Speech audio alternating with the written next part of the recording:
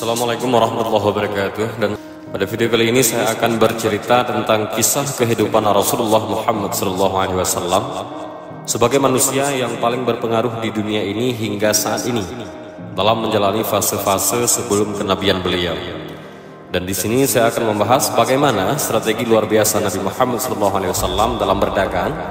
Di sini saya juga akan menceritakan bagaimana Allah Subhanahu wa taala melatih beliau sebelum dinobatkan menjadi nabi. Bagaimana pertemuan beliau dengan Siti Khadijah. Bagaimana cerita tentang kejujuran ataupun kebijaksanaan beliau sebelum beliau dinobatkan sebagai nabi terakhir. Jadi, simak video ini selengkapnya. Pada video sebelumnya, di akhir video saya sudah menyinggung sedikit bagaimana strategi luar biasa Nabi besar Muhammad SAW dalam berdagang. Dan di sini saya akan menceritakan secara lebih spesifik lagi mengenai hal-hal yang Nabi Muhammad lakukan dalam menjalani bisnis dagangannya.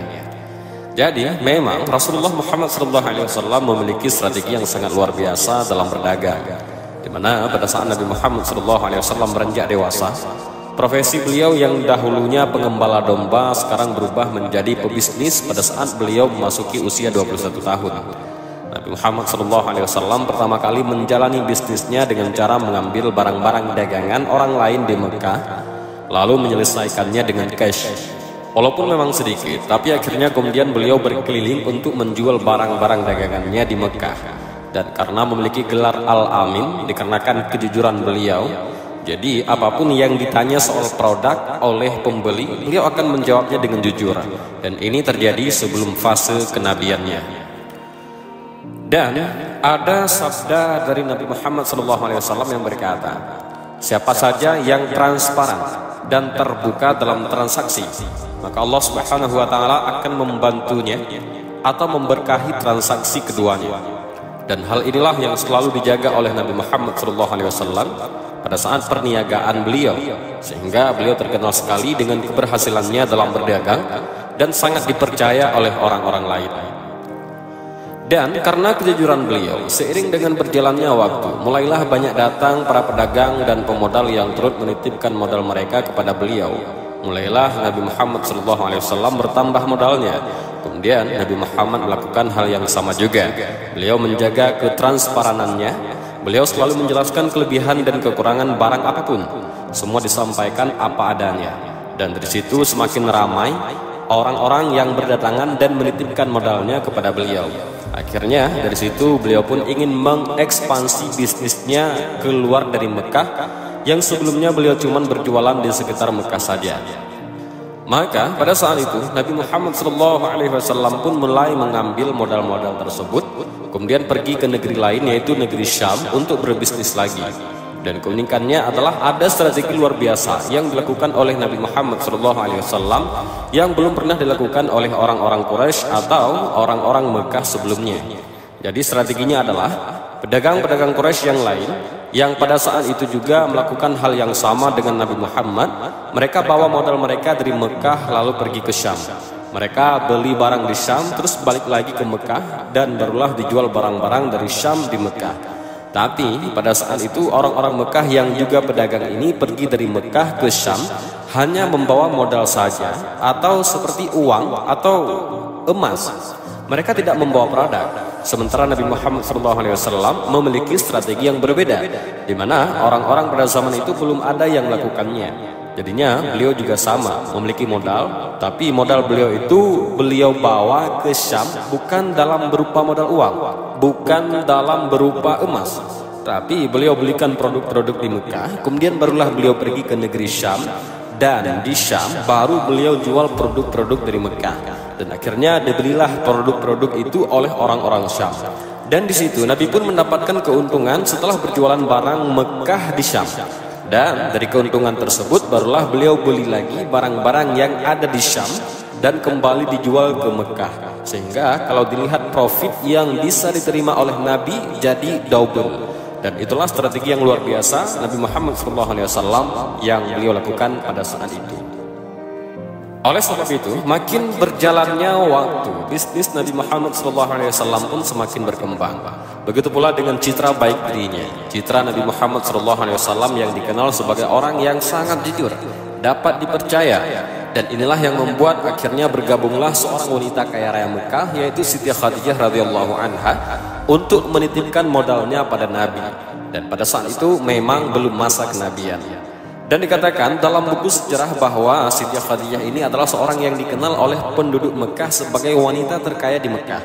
Maka setelah Siti Khadijah juga mendengar citra Nabi Muhammad SAW dan bagaimana strategi Nabi Muhammad dalam menjalankan bisnisnya, akhirnya Siti Khadijah juga ingin melakukan kerjasama dengan cara menitipkan hartanya atau modalnya ini ke Nabi Muhammad SAW untuk bisa memastikan kebenaran atas citranya Nabi Muhammad SAW sebagai orang yang terkenal jujur itu.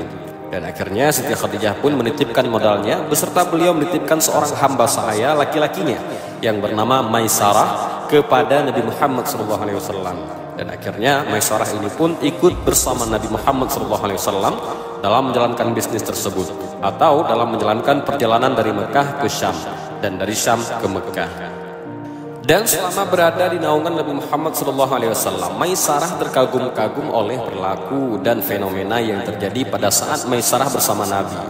Di antaranya adalah perilaku Nabi Muhammad SAW dengan Maisarah yang dinilai sangat berbeda dengan orang manapun yang menjadi tuan atau majikan dari hamba sahaya pada saat itu. Pada saat itu kebanyakan tuan-tuan mereka itu suka ngomong kasar, memerintah dengan cara tidak hormat. Apabila misalnya seorang hamba sahaya ini mengemukakan pendapat, dimarahi, bahkan dikasari, dipukul, ditendang, bahkan tidak diberi makan oleh tuan mereka. Bahkan ada juga majikan mereka yang apabila mereka memiliki profit dari dagangannya ini, yang sudah dibantu oleh hamba sahayanya ini, tidak mau bagi hasil sama hamba sahayanya. Tapi berbeda halnya dengan perlakuan Tuan Maisarah sekarang, yaitu Nabi Muhammad SAW. Nabi Muhammad SAW istirahat, Maisarah dipanggil untuk istirahat juga. Nabi Muhammad makan, Maisarah dijamu makan juga. Dan tidak hanya sebatas itu saja, tapi Nabi Muhammad SAW juga mengajak Maisarah untuk berbincang-bincang. Dan perlakuan Nabi yang tidak membeda-bedakan status manusia inilah yang membuat Maisarah terkagum-kagum. Dan perilakunya tidak berubah sama sekali selama perjalanan itu. Kemudian ada fenomena yang terjadi selama perjalanan Mekah ke Syam, itu yang kembali lagi membuat Maisarah terkaget. Fenomena itu terjadi ketika perjalanan mereka lewat padang pasir yang luas. Dari sisi kanan, kiri, depan, belakang, itu Maisarah melihat kafilah-kafilah lagi membawa barang-barang dagangan mereka atau sedang melakukan perjalanan. Kelihatan berombongan-rombongan mereka, tapi hanya kafilah Nabi Muhammad SAW yang pada saat itu cuma berdua sama Maisarah dan beberapa ekor unta yang membawa barang dagangan mereka dinaungi oleh awan di atas kafilah mereka, sehingga Nabi Muhammad SAW tidak merasakan panas dari terik matahari pada saat itu. Dan setelah melihat itu langsung Maisarah berpikir, kok bisa ya awan itu hanya berada di atas kafilah Nabi Muhammad SAW. Itu fenomena pertama yang dilihat langsung oleh Maisarah. Dan selanjutnya di kisah perjalanan ini, kalau kalian masih ingat tentang di video saya sebelumnya, di situ saya sudah pernah menjelaskan sedikit soal kisah pendeta Bahirah atau Basirah, di mana pendeta Buhairah itu di usia Nabi Muhammad yang muda, yaitu di usia 12 tahun, sudah melihat tanda kenabian Nabi. Dan subhanallah, atas hikmah Allah Subhanahu wa taala, pada saat melakukan perjalanan ke Syam itu, di saat usia beliau sudah 24 tahun, beliau lewat lagi di depan gereja yang sama, gereja yang memang dimiliki oleh pendeta Bahirah. Tapi pada saat itu memang pendeta Buhairah ataupun Bahirah sudah meninggal dunia. Tapi gereja itu masih banyak murid-murid pendeta Bahirah, seperti pendeta-pendeta lainnya yang juga sudah terbina oleh pendeta Bahirah. Dan pendeta Bahirah selalu mengingatkan kepada murid-muridnya ini bahwa ini adalah masa keluarnya kenabian. Maka perhatikan baik-baik kafilah-kafilah Arab di luar sana, karena Nabi terakhir akan turun dari Mekah sana. Jadi perhatikan baik-baik, kalau ada kejadian yang unik, maka pastikan apakah ada di antara mereka yang kita cari itu. Dan itulah pesan pendeta Bahirah semasa hidupnya kepada penerus-penerusnya. Lalu salah satu pemimpin pendeta pada saat itu melakukan hal yang sama seperti pendeta Bahirah pada masa hidupnya. Itu sering mengecek dari jendela gereja, melihat kafilah-kafilah yang lewat. Kalau ada situasi yang unik, mereka akan memperhatikannya dengan benar. Mereka akan memperhatikannya dengan jeli, karena memang di depan itu adalah jalur para kafilah lewat. Dan sampailah pada saat itu atas hikmah Allah, Nabi Muhammad SAW setelah 12 tahun yang lalu lewat lagi di situ. Dan benar, pada saat kafilah Nabi Muhammad lewat beserta Maisarah dan unta-untanya, dilihatlah oleh pemimpin pendeta pada saat itu. Dan mereka terkejut langsung, karena dari banyaknya kafilah-kafilah yang lewat, itu hanya kafilah Nabi Muhammad SAW saja yang dinaungi oleh awan di atasnya. Sudah ada kejadian unik yang dilihat oleh sang pendeta, dan dari situ atas hikmah Allah Subhanahu wa taala, Nabi Muhammad memutuskan untuk beristirahat di dekat gereja itu. Jadi ada pohon kurma di samping gereja itu, dan istirahatlah Nabi Muhammad SAW. Dan menurut historisnya, pohon kurma yang dimaksud ini disebutkan di dalam kitab Injil sebelum Nabi Muhammad SAW. Jadi dikatakan pohon itu semua nabi akan turun atau mampir di pohon itu. Dan dengan hikmah Allah tidak ada sama sekali orang yang mampir di pohon itu kecuali nabi-nabi. Dan pada saat itu Nabi Muhammad SAW pun istirahat di sana. Disandarkan untanya, diajak Maisarah juga untuk duduk di sebelahnya untuk beristirahat. Kejadian luar biasa yang kedua adalah fenomena kedua yang sangat luar biasa terjadi yang disaksikan langsung oleh sang pemimpin pendeta adalah pohon kurma itu tiba-tiba merunduk dan terlihat dengan jelas pohon itu menutupi Nabi SAW dari panas. Sudah ada dua kejadian unik yang disaksikan oleh sang pendeta. Maka dari itu sang pendeta pun sudah berbisik dalam hatinya, udah penasaran, mungkinkah ini salah satu tanda? Beliau pun akhirnya keluar dari gereja, tapi tidak menghampiri Nabi Muhammad. Beliau menunggu kesempatan untuk bisa tahu kapan Nabi Muhammad SAW berpisah dengan Maisarah. Dan kebetulan sekali, tiba-tiba Maisarah mendadak meninggalkan Nabi Muhammad SAW sebentar, dan terpisahlah Maisarah dari Nabi. Pada saat terpisah ini, pendeta langsung menganggap ini adalah kesempatanku. Kemudian Maisarah dikejar oleh pendeta dan langsung diberhentikan. Pendeta tersebut berkata, "Hai anak muda, tunggu sebentar, saya ingin bertanya. Kalian dari mana?" "Kami dari Mekah," jawab Maisarah. Lalu pendeta tanya lagi, "Siapa yang bersamamu tadi?" "Beliau adalah seorang dari Mekah, tokoh Mekah bernama Muhammad, dan beliau punya kafilah dagang." Begitulah kata Maisarah. Lalu mulailah pendeta itu kembali menanyakan banyak hal tentang siapa ayah beliau, siapa ibunya, segala macam.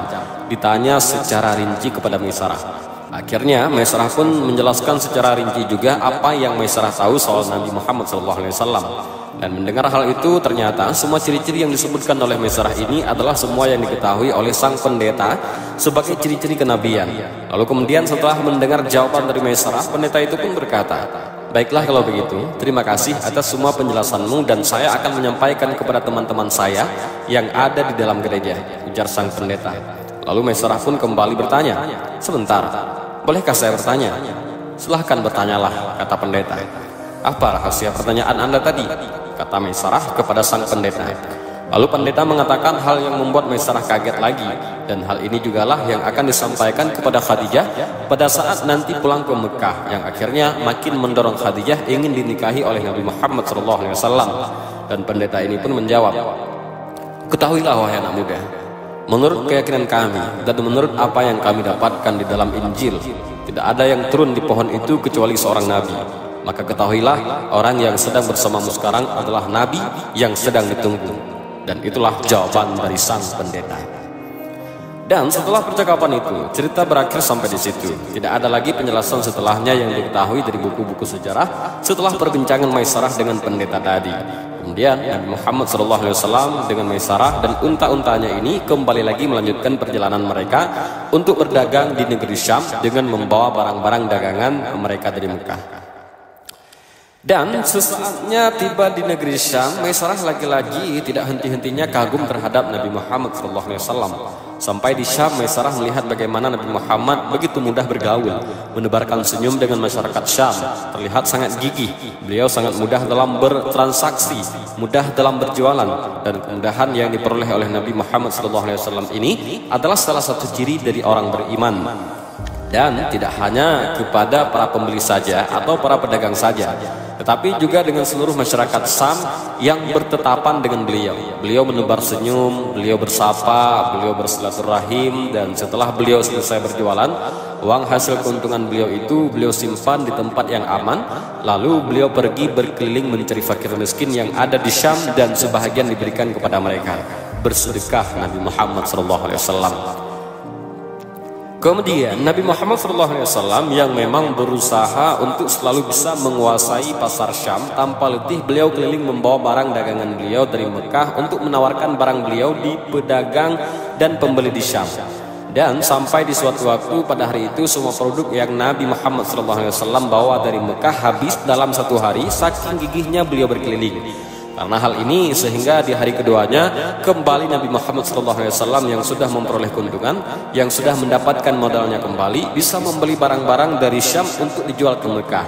Dan pada saat ingin membeli barang-barang tersebut, karena memang beliau ini sangat ramah dan juga sudah memudahkan para pedagang di Syam yang membeli barang beliau, maka orang-orang di Syam juga turut memudahkan beliau atas semua transaksi. Memudahkan dalam hal ini khusus di saat proses tawar-menawar. Dan sampai di hari kedua itu akhirnya Nabi Muhammad SAW berhasil membeli produk-produk yang memang dibutuhkannya dengan uang-uang yang ada tersebut. Dari sini kafilah Nabi Muhammad SAW yang lebih duluan sampai ke Mekah karena 2 hari saja sudah selesai segala urusannya di Syam. Dan ini tidak pernah terjadi dalam kafilah-kafilah Quraisy yang lain.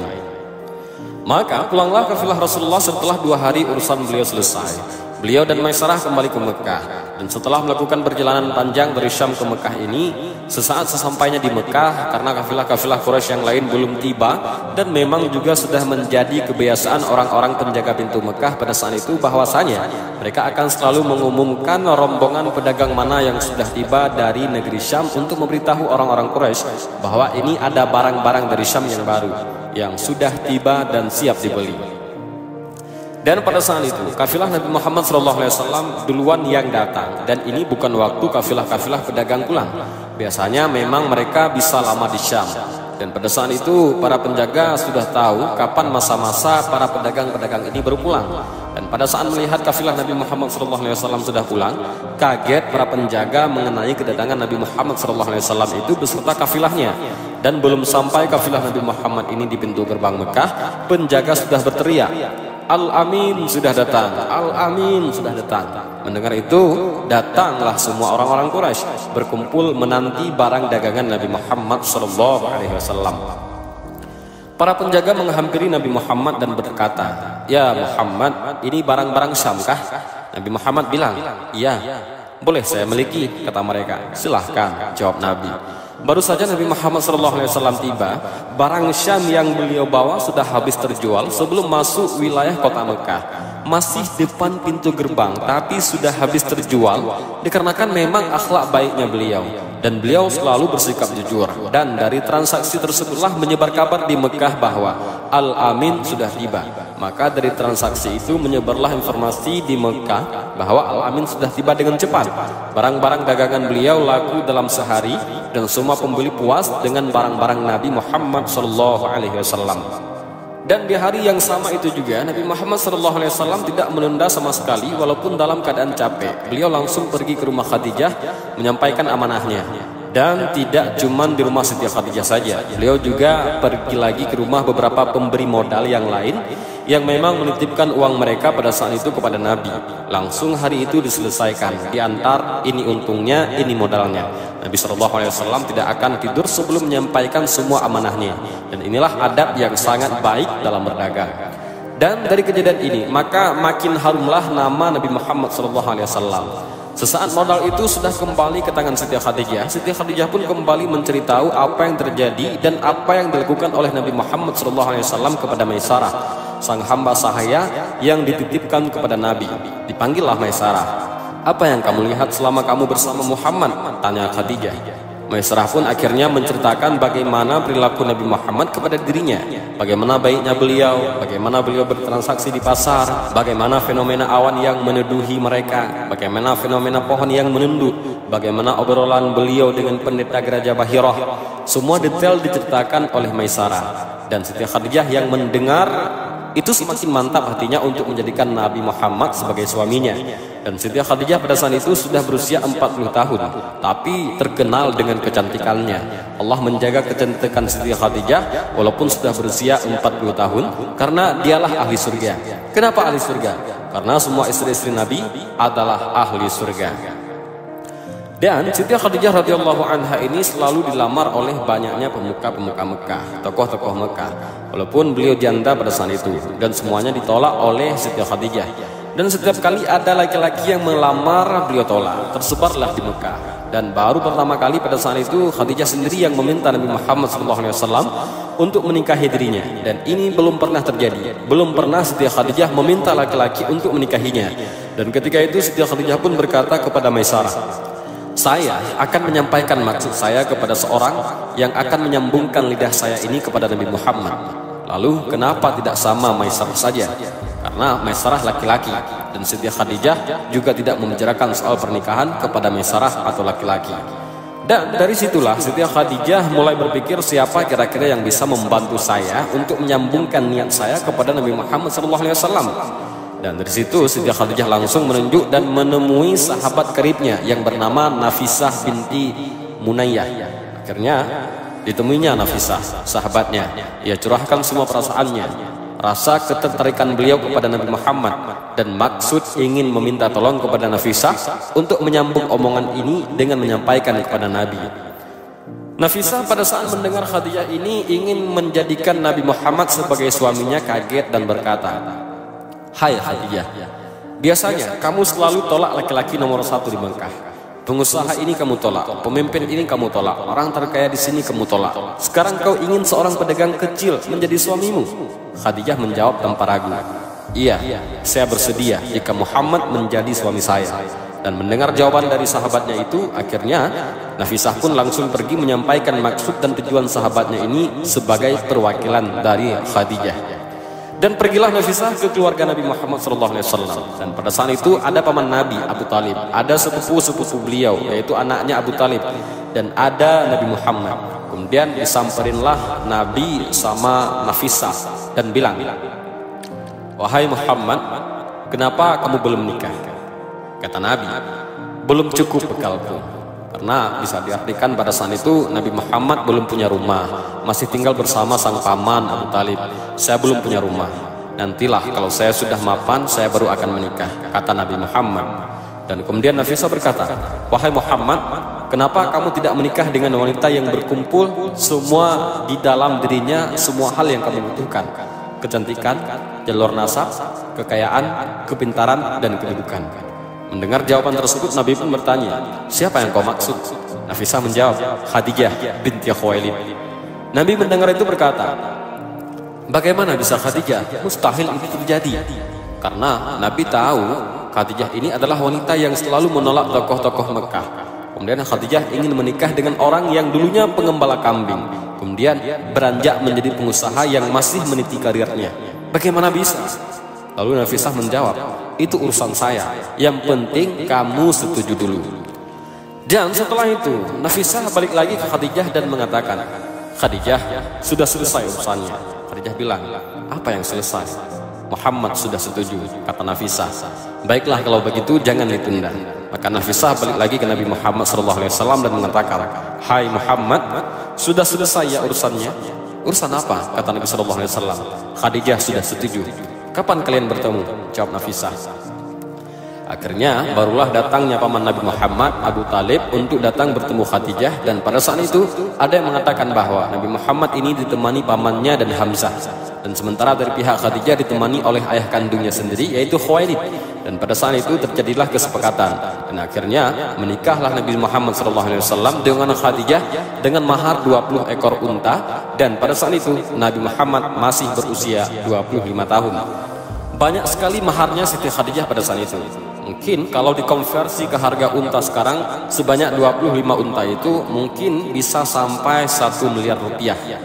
Dan itu juga membantah para kelompok yang mengatakan berarti Nabi Muhammad SAW menikah dengan Khadijah hanya untuk hartanya saja, hanya untuk memenuhi kebutuhannya saja. Auzubillah min dzalik. Karena setelah beliau menikah dengan Khadijah, beliaulah yang membiayai kebutuhan rumah. Walaupun memang tetap memutar modal Khadijah, karena setelah menikah Khadijah yang menyerahkan hartanya kepada Nabi untuk dikelola, karena Khadijah tahu bagaimana strategi Nabi untuk mengelola modal yang dimilikinya untuk bisa menghasilkan keuntungan. Dan pada saat itu Nabi Muhammad SAW menikahi Khadijah pada saat beliau berusia 25 tahun. Sedangkan Khadijah sudah berusia 40 tahun.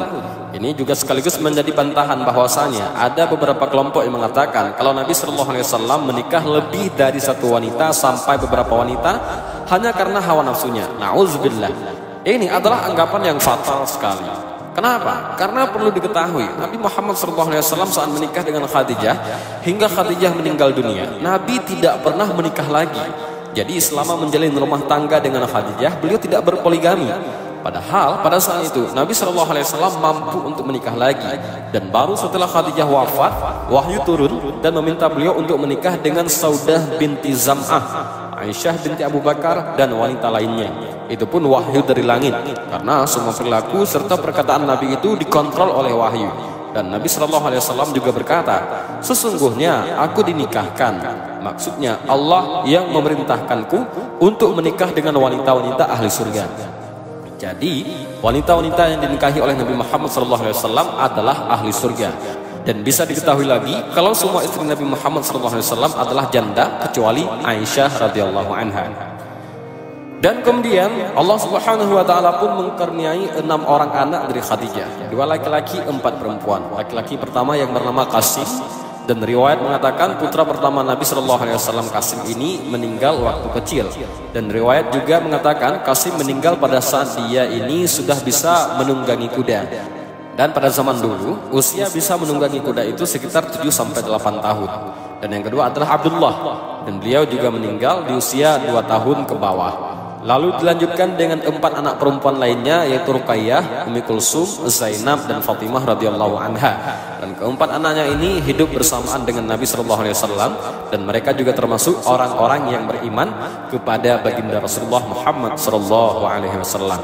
Dan demikianlah kisah kehidupan Rasulullah dalam menjalani fase-fase sebelum kenabian. Dan demikian video ini, mudah-mudahan bermanfaat. Allahu a'lam bishawab. Assalamualaikum warahmatullahi wabarakatuh.